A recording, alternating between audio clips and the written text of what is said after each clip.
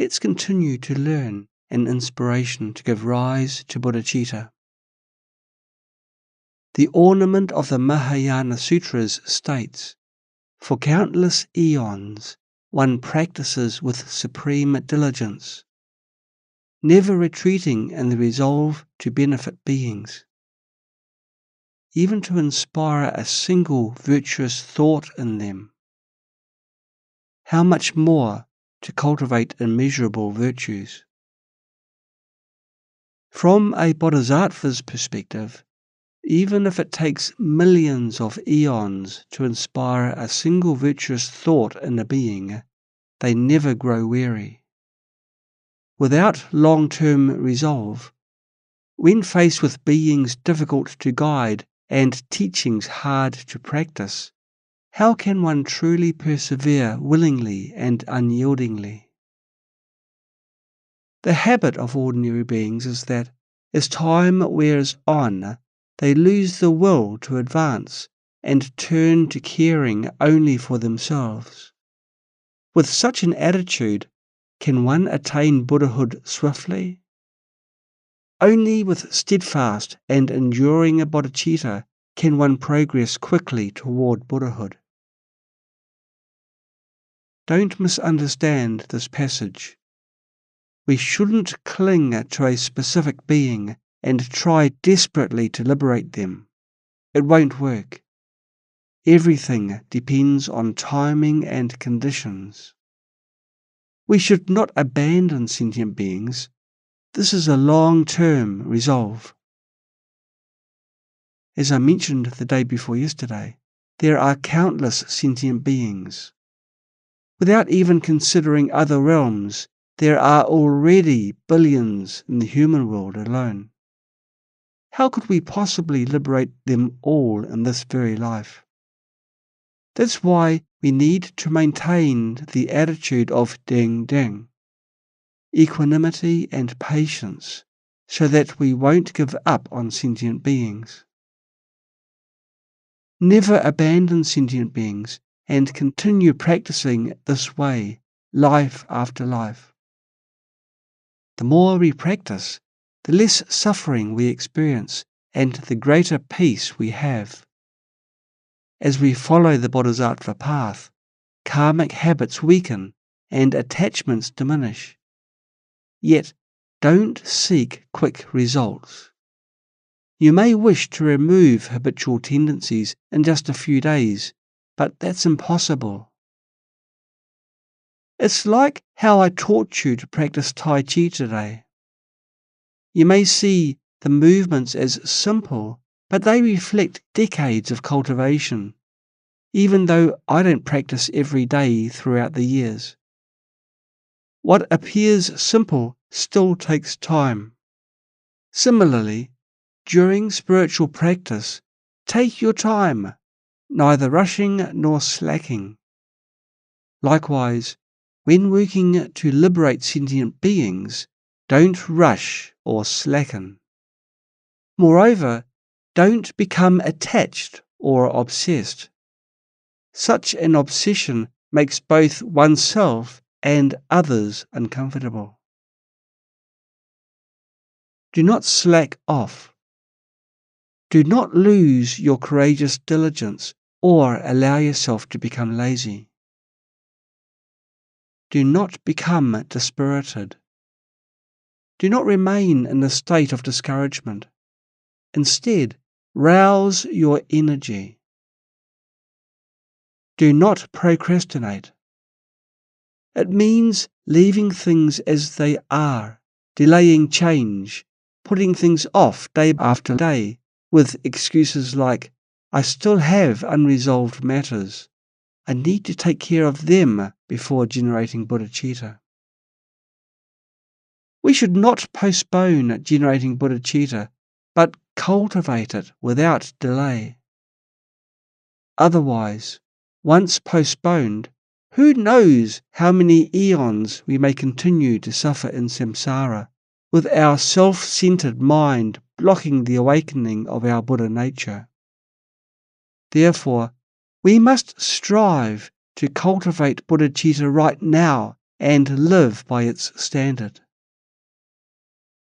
Sooner or later, we shall generate bodhicitta.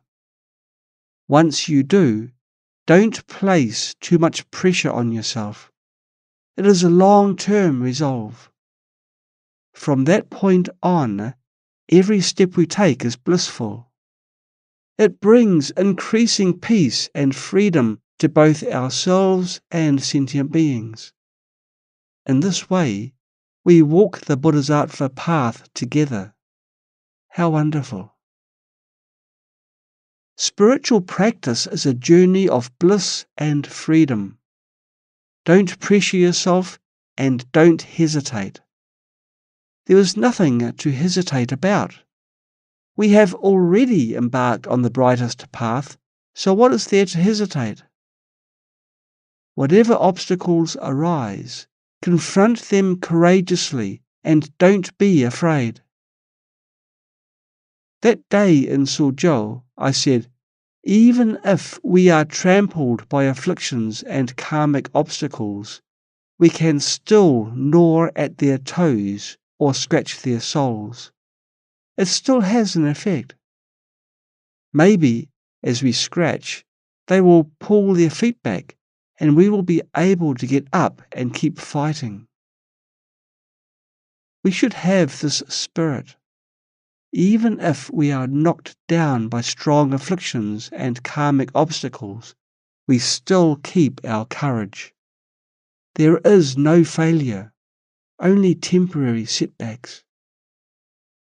Even when karmic obstacles arise, as long as we don't forget bodhicitta, it's okay.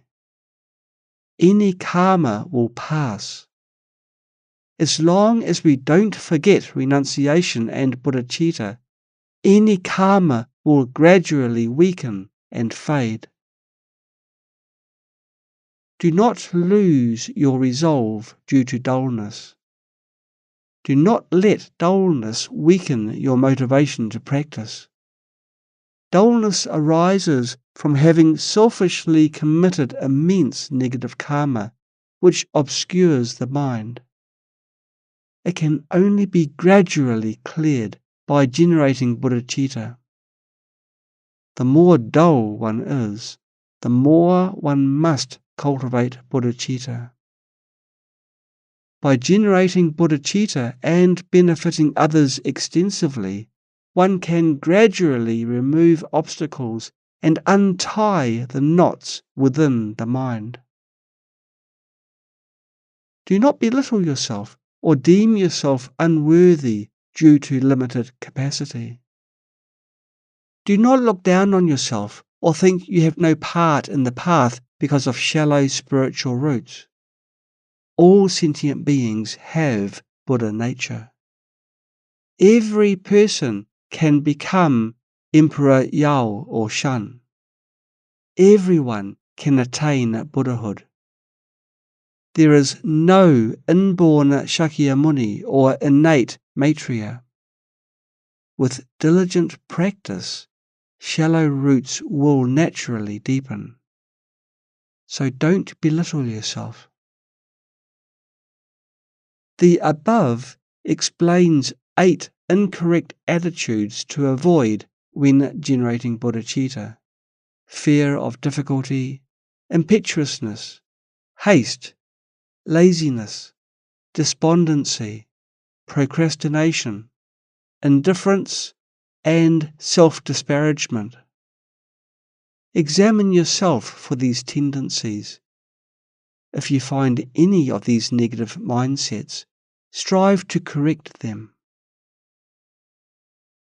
These incorrect attitudes were formed when undertaking tasks or experiencing failure in past lives.